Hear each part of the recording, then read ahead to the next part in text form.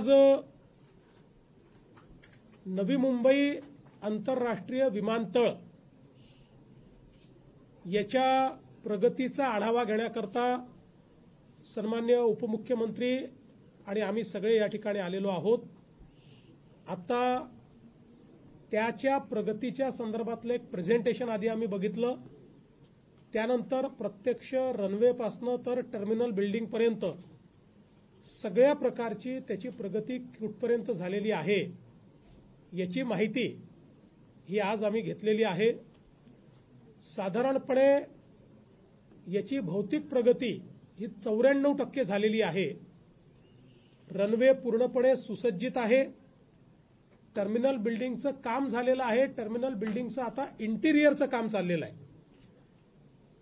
याच्यामध्ये जो बाहेरचा फसाड आहे आणि बाहेरचं जे सिलिंग आहे त्याचं काम हे आता वेगानं करावं लागणार आहे। बाकी सगळं काम जे आहे आता अत्यंत वेगानं चाललेलं आहे। बॅगेज हँडलिंगची जी काही सिस्टीम आहे ती आम्ही बघितली आहे। अतिशय एफिशियंट अशा प्रकारची सिस्टीम या ठिकाणी उभी केलेली आहे की ज्याच्यामध्ये बॅगेचा बारकोड हा 360 डिग्री त्या ठिकाणी वाचता येऊ शकतो आणि त्यातनं ती योग्य ठिकाणी बॅग पोचेल अशा प्रकारची व्यवस्था करण्यात आली आहे। आत्ताच आम्ही या ठिकाणी अथॉरिटीला सांगितलेलं आहे की या एअरपोर्टवर बॅगेज क्लेम ही जी व्यवस्था आहे ही देशातली नव्हे तर जगातली फास्टेस्ट व्यवस्था ही करण्यात आली पाहिजे। तशा प्रकारचा प्रयत्न या ठिकाणी चाललेला आहे। आपल्याला माहिती आहे की ज्यावेळेस पूर्ण हा एअरपोर्ट होईल त्यावेळी 2 रनवे या क्षमतेनं या ठिकाणी 9 कोटी पॅसेंजर करता हा एअरपोर्ट सुसज्जित होणार आहे। म्हणजे मुंबईच्या आताच्या छत्रपती शिवाजी महाराज एअरपोर्टपेक्षा बराच मोठा अशा प्रकारचा एअरपोर्ट होणार आहे। या एअरपोर्टमध्ये अनेक वैशिष्ट्य आहेत। हा ग्रीन एअरपोर्ट आहे। याच्यामध्ये 37 मेगावॅट ग्रीन वीज या ठिकाणी वापरली जाणार आहे। इथले सगळ्या व्हेकल्स जे आहेत या ईव्ही राहणार आहेत किंवा अल्टरनेट फ्युएलच्या व्हेकल्स या ठिकाणी राहणार आहेत आणि सस्टेनेबल एव्हिएशन फ्युएल जे अलीकडच्या काळामध्ये मोठ्या प्रमाणात डेव्हलप होत आहे त्याचंही एक मोठं सेंटर हा एअरपोर्ट राहणार आहे। त्यामुळे जे काही आपली विमानं फ्युएल वापरतात तेही या ठिकाणी ग्रीन फ्युएल असेल असा प्रयत्न या एअरपोर्टच्या माध्यमातून होणार आहे। एक मोठी कनेक्टिव्हिटी एअरपोर्टला आपण तयार केलेली आहे।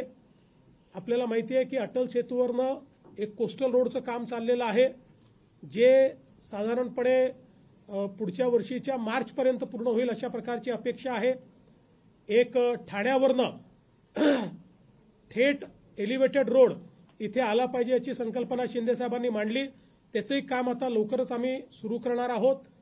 यासोबत 4ही दिशांनी इथे येण्याकरता आणि सगळ्या मोड ऑफ ट्रान्सपोर्टनी इथे येण्याकरता मग ती सबअर्बन रेल्वे असेल, आपली मेट्रो असेल किंवा अगदी ज्याला आपण वॉटर ट्रान्सपोर्ट म्हणतोय तेही डेव्हलप करण्याकरता या ठिकाणी व्यवस्था आपण करतो की ज्यातनं पॅसेंजर्सला इथे पोचणं सोपं जाईल। शहरामध्ये देखील अशी व्यवस्था करण्यात येणार आहे की बॅगेज चेक इन हे शहरातच करता येईल आणि बिना बॅगेजचं त्यांना या एअरपोर्टमध्ये येता येईल अशा प्रकारच्या व्यवस्था देखील या ठिकाणी करण्यात येत आहेत।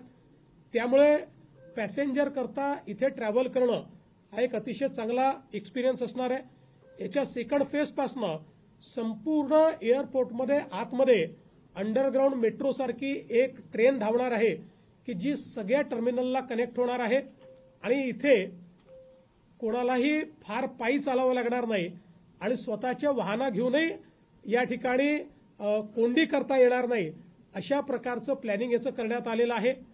जे काही बे तयार करण्यात आले आहेत त्या बेपासनं 500 मीटरमध्ये सगळे लोक पोचू शकतील आणि त्यालाही ट्रॅव्हलेटर्स दिलेले आहेत।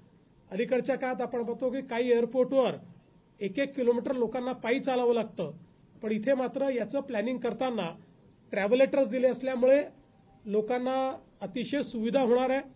त्यामुळे मला असं वाटतं की देशातलं सगळ्यात आधुनिक अशा प्रकारचं एअरपोर्ट या ठिकाणी होत आहे. आता तुमचा पुढचा प्रश्न असेल की पूर्ण कधी होणार आहे. आज आम्ही टार्गेट यांना दिलेलं आहे, कारण आम्हाला प्राईम मिनिस्टर साहेबांची वेळ घ्यायची आहे. त्यामुळे आम्ही 30 सप्टेंबरचं टार्गेट हे आज थोडं अँबिशियस आहे, पण हे आम्ही आता या ठिकाणी अडाणी कंपनीचे जे सगळे लोक आहेत आणि आपल्या न्यू मुंबई एअरपोर्ट अथॉरिटीचे जे लोक आहेत आणि आमचे सिडकोचे लोक, अशा तिघांनाही सांगितलेलं आहे. आता 13-14 हजार कामगार या ठिकाणी काम करतायत रोज. त्याची संख्या वाटली तर 1.5पट 2पट करा, पण 30 सप्टेंबरपर्यंत. कारण आपल्याला कल्पना आहे की आता बाकी तर सगळे लायसन्स झाले आहेत, पण कमर्शियल ऑपरेशन करता सगळं काम पूर्ण करून काही लायसन्सेस लागतात. त्याचं सायमल्टेनियसली काम सुरू करायला आपण सांगितलेलं आहे.